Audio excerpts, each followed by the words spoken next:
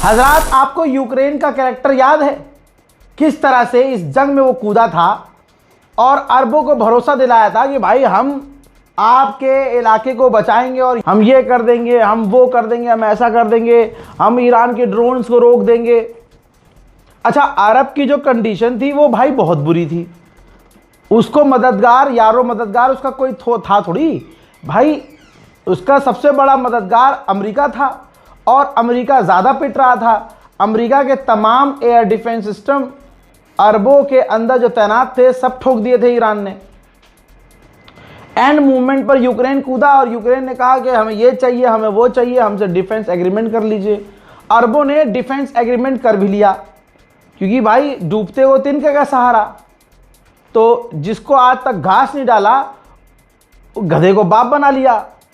अब रिपोर्ट ये कह रही है कि जिस चीज़ को बचाने के लिए, चाहे हथियार हो, चाहे कोई डिफेंस हो, चाहे रडार हो, उसको बचाने के लिए गल्फ ने सोचा कि भाई यूक्रेन के एक्सपर्ट को हायर कर लेते हैं।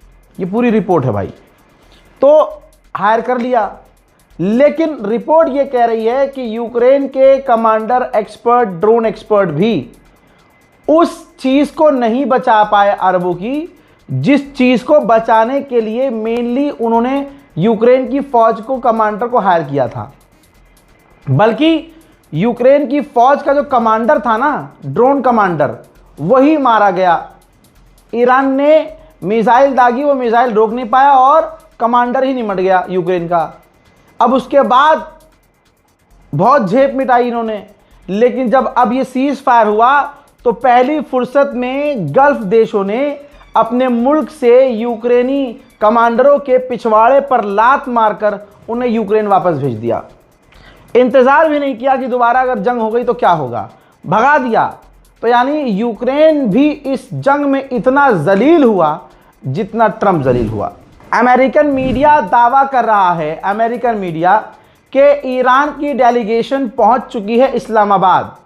ये बात खुलकर अभी तक नहीं बोली जा रही है, लेकिन मीडिया ने ऐसा दावा कर दिया है। भारतीय वक्त के मुताबिक बात करूं तो शाम 6 बजे करीब आसपास ये बात कही जा रही है।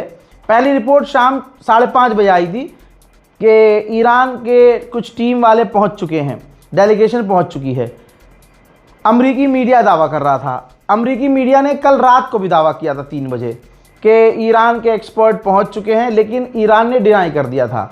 लेकिन अब 2.5 घंटे से ऊपर हो चुका है, ईरान की तरफ से डिनाई नहीं किया गया है। आज़ाद ये जिन्ना कन्वेंशन हॉल है इस्लामाबाद टॉक्स के नाम से, वहाँ यहीं इसी जगह बात होनी है। काफ़ी सफाई की गई है, काफ़ी मेहनत की गई है ईरान की बातचीत के लिए, पूरी सफाई से, चतुराई से, और काफ़ी ज़्यादा ब्रांडिंग की गई है और काफ़ी लग्जरी। भाई ऑब्वियसली यार, दुनिया के तमाम टॉप लीडर्स यहाँ पहुँचेंगे तो पाकिस्तान ने मेहनत की है। उधर जापान ने कंफर्म किया है कि रिज़र्व, हमने जो हमारे पास तेल था पहले से, उसको हमने और भारी मात्रा में जो है रिलीज़ किया है। क्योंकि देखिए, बातचीत एक तरफ, अभी बातचीत तो हुई भी नहीं है, और बातचीत होते ही सब कुछ नॉर्मल होगा नहीं। जो दुनिया में गैप आया है तेल पहुंचने का, गैस पहुंच, वो दिक्कत तो देगा। इसलिए अभी भी ये नहीं कह सकते कि एकदम सब कुछ चुटकी बजाते ठीक हो गया। स्पेन ने अपना एयर स्पेस ईरान पर हमला करने के लिए देने से इनकार कर दिया था, अमेरिका और इजराइल दोनों को।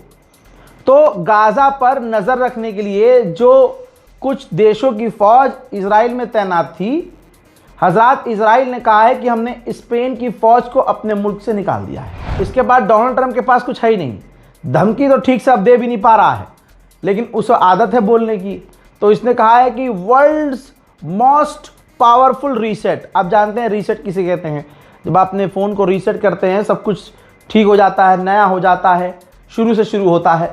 तो बात तो सही कही है इसने कि अमेरिका को सबसे बड़े लेवल पर पूरी दुनिया में पहली बार किसी ने रीसेट किया है, वो ईरान है। मेरे दोस्तों, ईरान से भी अमेरिकी गवर्नमेंट ये मांग करेगी कि लगभग हमारे 6 लोग, अमेरिकी लोग ईरान की जेल में हैं, आपकी कैद में हैं, आप उन्हें रिहा कीजिए। ऑब्वियसली शर्तें तो दोनों तरफ से रखी जाएंगी। बात यह है कि ईरान अपनी बातों पर टिका रहे। ईरान अपनी शर्तों पर टिका रहे।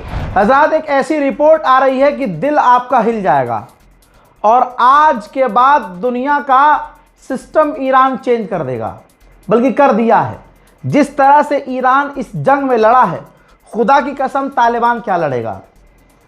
हज़रात, आपको याद होगा कुवैत पर एक बड़ा हमला हुआ था, अमरीकी इकट्ठा थे वहाँ अमरीकी फ़ौजी, जिसमें कई अमरीकी फ़ौजी मारे गए थे और वो सबसे बड़ा हमला अमरीकी फ़ौज के ऊपर था।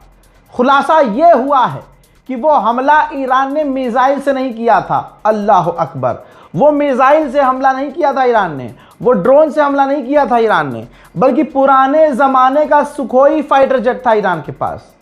आप देखिए, ईरान की ताकत देखिए और जज्बा देखिए। ईरान के पास पुराना फाइटर जेट था, पुराने ज़माने का। उन दो फाइटर जेट ने, पुराने दो फाइटर जेट ईरान के पायलट उसमें सवार हुए और उस जगह पर जाकर सबसे बड़ा हमला किया, बमबारी की। सोचिए, पुराने फाइटर जेट से उस देश में घुसना जिस देश के अंदर टॉप के फाइटर जेट हैं और अमेरिका की फौज, अमेरिका के एयर डिफेंस सिस्टम एक्टिव हैं। उसने वहां ईरान के दो फाइटर जेट ने अमेरिकी ठिकानों पर ऐसी बमबारी की कि कई अमेरिकी फौजी तुरंत मारे गए। अब इसके बाद क्या हुआ? इसके बाद कुवैत ने अपने एडवांस फाइटर जेट से उन दोनों ईरानी फाइटर जेट्स को मार गिराया। नहीं समझ में आई कहानी अभी भी? ईरान ने अपना ऑपरेशन कर दिया और घुसकर मारा। इसे कहते हैं घुसकर मारना। और ईरान को यह पता था, जो पायलट गए थे वो राजी होकर गए थे कि अपने मुल्क के दिफा के लिए चाहे हमें आत्मघाती हमला करना पड़े। उनको पता था कि हम यहां बमबारी करेंगे और यहां से बाहर नहीं जा पाएंगे, लेकिन फिर भी जज्बा देखिए, अपने मादर वतन को बचाने के लिए, अपनी ज़मीन को बचाने के लिए, अपने मुल्क के लिए जब इंसान लड़ता है, दुनिया की कोई भी फ़ौज, हमारे हिंदुस्तान की फ़ौज देखिए, भारत की फ़ौज देखिए, जब लड़ती है तो नहीं देखती है सामने मौत खड़ी है और उसका सामना करने के बाद मैं रहूँगा कि नहीं रहूँगा।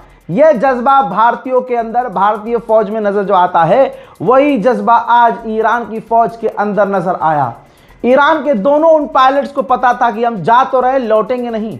मकसद उनका साफ था, दुश्मन पर हमला करना है, इनको मार देना है, चाहे हमें भी जान देनी पड़े। और वही हुआ।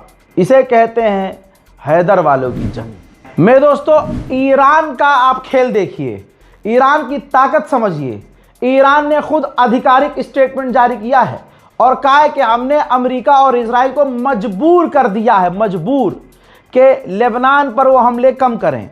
फिलहाल लेबनान पर उन्होंने हमले कम कर दिए हैं और अभी हम उन्हें और आगे झुकाएंगे और मजबूर करेंगे। मैंने आपसे कहा था ना, एक बात कहता था मैं आपसे कि नेतन्याहू इलाके में जंग इसलिए छेड़ के रखना चाहता है ताकि उसके ऊपर जो केस लगे हुए हैं, जो चार्जेस लगे हैं, उस पर बात ही ना हो। ईरान ने यही तो कल कहा था, ईरान के पार्लियामेंट स्पीकर ने यही कहा था कि नेतन्याहू पूरे इलाके में आतंक इसलिए मचा रहा है, जंग इसलिए चाहता है ताकि वो जेल ना जाए। ये ईरान के विदेश मंत्री ने भी कहा था। अब सुनिए, जब तारीख करीब आई तो नेतन्याहू ने कोर्ट से कहा है कि अभी मिडिल ईस्ट के हालात ख़राब है और हम जंग में हैं, लिहाजा अगले 2 हफ्ते तक हमारी जो तारीख है वो मुलतवी कर दी जाए। एक छोटी सी इजराइल की रिपोर्ट है, ऑफिशियल, ठीक है, ऑफिशियल है। कहा है कि 650 मिसाइल ईरान ने फायर की, जिसमें 24 इजरायली मारे गए, 10,800 हमले ईरान पर किए गए और ईरान में लगभग, दोस्तों मैं बता चुका हूं कल, 3,000 लोग, मैंने आपको बताया 3,000 लोग अब तक मारे गए हैं। जेडी वेंस जो अमेरिका का उपराष्ट्रपति है, एक वाहिद बड़ी खतरनाक रिपोर्ट आई है, ये रही रिपोर्ट। और आपको बता दूं कि अमेरिका के टॉप के अखबार में ये खबर शाया हुई है। खुलासा ये हुआ है कि जेडी वेंस, अमेरिका का उपराष्ट्रपति, खुद इस हमले के खिलाफ था जो ईरान पर हमला किया गया, और उन्होंने कई बार मना किया था। डोनाल्ड ट्रंप ने उनसे कहा, देखिए, एक तो जेडी वेंस जो अमेरिका के उपराष्ट्रपति हैं, उन्होंने मना किया। उसके बाद एक और ऑफिशियल थे, ट्रकर, उन्होंने भी मना किया लेकिन डोनाल्ड ट्रंप ने कहा कि हमेशा हमारे साथ सही होता है, इस बार भी सही होगा, डोंट वरी। और वाहिद अकेले नेतन्याहू के कहने पर डोनाल्ड ट्रंप ने हमला करवा दिया।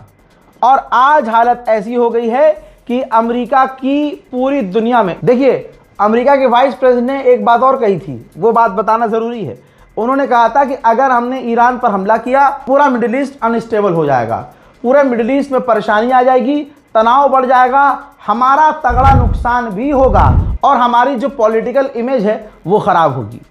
लेकिन ट्रंप जिद पर था और हमला कर दिया। यही वजह है कि ईरान ने बातचीत करने के लिए अमेरिका के उपराष्ट्रपति जेडी वेंस को ही चुना है, जो इस वक्त इस्लामाबाद पहुंच चुके हैं।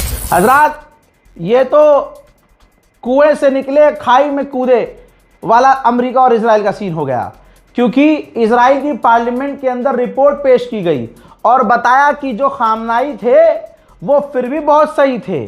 अब जो खामनाई के बाद खामनाई आए हैं, मुश्तबा खामनाई, ये और घातक हैं, ये और ख़तरनाक हैं, ये और हमारे लिए बड़ा ख़तरा है। लीजिए, गोप गोप हो गया। उधर बरतानिया का प्रधानमंत्री यूएई पहुंचा है। सारे बड़े बड़े देश उस जगह ज़रूर जाएंगे जहां सबसे ज़्यादा पिटाई ठुकाई हुई हो, क्योंकि भाई वो पैसे वाला है, आगे बिजनेस भी तो करना है और अमेरिका और इजराइल को खुश भी करना है। यूएई के अंदर ब्रिटेन की फ़ौज भी तैनात है, तो ब्रिटेन के प्रधानमंत्री अपने उस बेस पर भी गए और अपने लोगों से, अपने फौजियों से मुलाकात भी की। बहरहाल इस रिपोर्ट में इतना ही। जल्दी से इस रिपोर्ट को शेयर कीजिए। जय हिंद।